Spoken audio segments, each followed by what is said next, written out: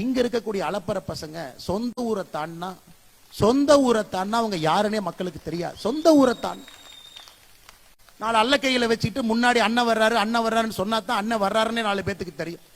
இந்த அல்ல கைக ஐயப்ப நான் திமுக ஸ்டைலுக்கு மாறிட்டும் தப்பா நினைச்சுக்காது. அண்ணாமலை எடுபட்ட எச்சமலை யாரை பார்த்து அல்ல கைன்னு சொல்ற? உதயநிதி ஐயா பின்னாடி 60 லட்சம் இளைஞர்கள் இருக்கிறான் தெரியுதா? உன்ன மாதிரி நொல்ல கையில கேட்டி ராகவும் கிட்ட வச்சிருந்தான் பாரு கை, அதனுடைய நொல்ல கைடா நீ. யாரை பார்த்து அல்ல கையிட்ட யாருக்கு தெரியாதுன்ற உன் தகுதி என்ன? உன் தகுதி என்னடா அண்ணாமலை? பூத்துக்கு ஓட்டு 10 ஓட்டு வாங்குற சொத்த பீஸு முட்டா பீஸு நீ எங்களை பார்த்து பேசுறிய யாருக்கு தெரியாதுன்னு பிச்சிடுவான் பிச்சு. இந்த அல்ல கைக பாரத பிரதமர் நரேந்திர மோடி அவர்களை பார்த்து குற்றம் சுமத்துறாங்க.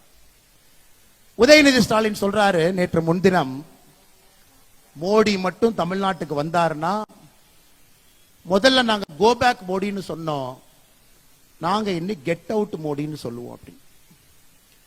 உதயநிதி ஸ்டாலினுக்கு நான் சொல்றேன், நீ சரியான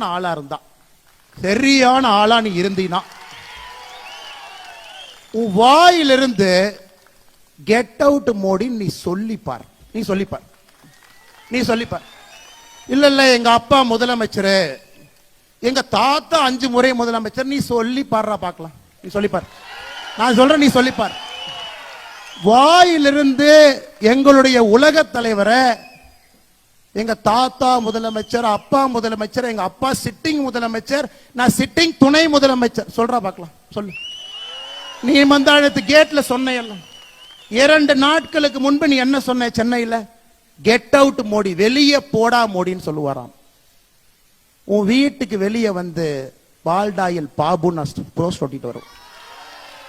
நீ சொல்லுகின்ற அதே பாஷையில நான் பேசுவேன். பைத்தியம் பிடிச்ச பன்னிமலை என்ன சொல்ற நீ? உதயநிதி ஐயா மோடியை பார்த்து கெட் அவுட் மோடின்னு சொன்னாரு. அவர் சொல்ல முடியுமா இன்னொரு கேக்குறிய? ஏண்டா இப்ப அவர் சொன்னதே கெட் அவுட் மோடின்னு சொன்னது தானடா, நீ ஏன் திருப்பி சொல்லிட்டாரு கெட் அவுட் மோடின்னு சொல்லிட்டாரு. இதுக்கு என்ன பண்ண?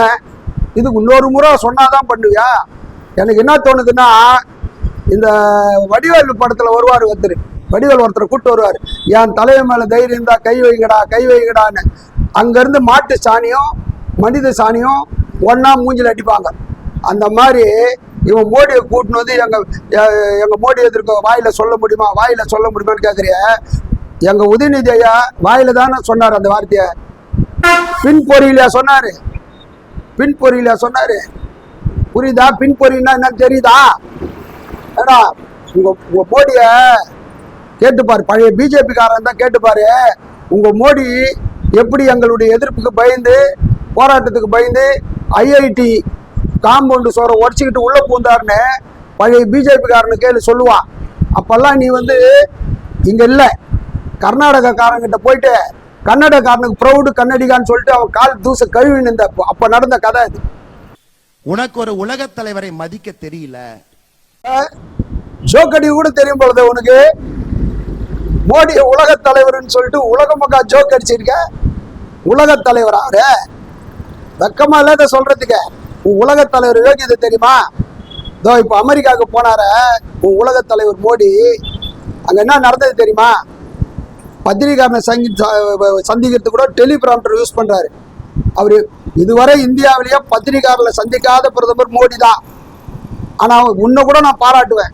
நீ பைத்தியகாரதனமா வளர்னா கூட பத்திரிகையாளரை சந்திக்கிற பாரு, இதை கூட அந்த மோடியால செய்ய முடியாது. ஏன் தெரியுமா? உன்னை விட அதிகமா வளர்ந்துட்டு போறதா அந்த மோடி இன்னும் பத்திரிகையாளர் சந்திக்காமே இருக்காரு. உன் உலக குரு லட்சணம் அமெரிக்காலே காரி துப்பி அமிச்சான். அங்க தெரியுமா? நம்ம இந்தியர்களை உன் உலக குரு போய் அமெரிக்க அதிபர் ட்ரம்ப்பை சந்திச்ச அன்னைக்கே கைவிலங்கு போட்டு அமிச்சான். அதுல ஒரு 26 பேர் மோடியினுடைய சொந்த மாநிலத்தை சேர்ந்த குஜராத்துக்காரன். உன் உலக குரு 56 இன்ச்சு பாடிக்கு கோபமே வரல. நம்ம இந்தியர்களை இவன் இந்த ஆள் போனாரு, அந்த சொந்த விமானத்திலாவே கூட்டின்னு வந்தாரா? ஏன்னா இருக்கிற விமானமெல்லாம் உத்து தின்ன உலக தலைவர் அவங்க மோடி.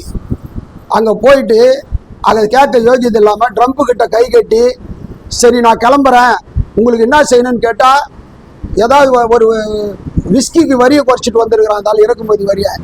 விஸ்வகுரு இல்ல, நீ சொல்ற விஸ்வகுரு இல்ல மோடி, அவர் விஸ்கி குரு. ஒரு கத்துக்குட்டி, நீ கத்துக்குட்டி. காலையில 11:30 மணிக்கு தான் உன் மேல வெயிலே படும். நீ சூரியனை நேரா பார்த்தது கூட கிடையாது. சூரியன் மேல வந்தா தான் இப்படி பாக்குற ஆள் நீ. சூரியனை பார்த்து துப்பி அந்த எச்சல் உன் மேல விழுவும். அப்படிப்பட்ட ஆள் நீ. 3:30 மணிக்கு பிரம்ம முகூர்த்தத்தில் எந்திரிச்சு யோகா பண்ணிட்டு 5 மணிக்கு ஃபைலை திறந்து இந்த நாட்டை ஆட்சி பண்ற ஆள்கிட்ட 11:30 மணிக்கு எந்திரிச்சு நட்ட நடுவுல மேல சூரியன் இருந்து உழுவுற உனக்கே இவ்வளவு திமிர் இருந்தா, சாதாரண நடுத்தர மக்கள் உழைத்து நாட்டை உருவாக்கக்கூடிய மக்களுக்கு எவ்வளவு திமிர் இருக்கு? ஐயோ அப்பா, 3:30 மணிக்கு ஃபைல் பாக்குறாரமே மோடி. என்ன மலை, என்ன விளக்கு பிடிச்சி பாத்தியா வீட்டுல போய் மோடி வீட்டுல? 3:30 மணிக்கு ஃபைல் பாக்குற, 3:30 மணிக்கு என்ன ஃபைல பாத்துருப்பாரு தெரியுமா? இந்த பொதுத்துறை நிறுவனம் மொத்தத்தையும் வித்து தொழுப்பிட்டான் அந்த ஆளு. இப்ப மிச்சம் மீதி ஏதோ 1-2 இருந்தா அதை விற்கலாமான்னு பார்த்திருப்பார். இவர் ஃபைல பார்த்து அப்படியே வருஷத்துக்கு 2 கோடி இளைஞர்களுக்கு வேலை வாய்ப்பு தரனாரு, அது தரதுக்காக பார்த்தாரு அவரு. ஏன் இன்னும் அவ்வளோ பெரிய பில்டப் கொடுக்குற மோடி வந்து விடிகாலம் எழுந்துக்கிறாரு. ஏயா அவர் எழுந்தவளோ நடந்தாலும் போட்டோ ஷூட் தானே பண்ணிட்டு இருக்காரு.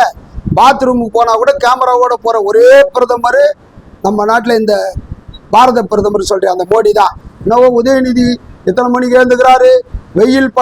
வெயில் படலை பைத்தியக்கார அண்ணாமலை அரபோத அண்ணாமலை போத காலான சாப்பிட்டுட்டு விமானத்தினுடைய எமர்ஜென்சி டோரை திறந்த அண்ணாமலை. உங்களுக்கு தெரியுமா? சேப்பாக்கத்தில் போய் கேட்டுப்பார், சாக்கடையில் இறங்கி நடந்ததை போய் பாரு. இந்த புயல் வெள்ளம் வந்தப்புறம் போய் பாரு. நீ எங்கேயோ பதுங்கின்னு இருந்த, எங்கேயோ போய் பச்சின்னு இருந்தேன்னு சொன்னப்பார். ஆனா இங்க உதயநிதி ஐயா தெருவில் இறங்கி ராவும் பகலும் மக்களோட போயிருக்காரு. நீ வந்து அவர் இப்படி பண்ணுவாரு அப்படி பண்ணுவாரு, நவோ அவரு வந்து போஸ்ட் ஒட்டுவேன்ற. அன்னைக்கு என்னன்னா அறிவாலயத்துல செங்கல் உருவன்ற, நீ அங்க அறிவாலயத்துல வந்து விளக்கெண்ணெய் எத்துனுவா, வேற எதனா உருவிட்டு வருவேன்.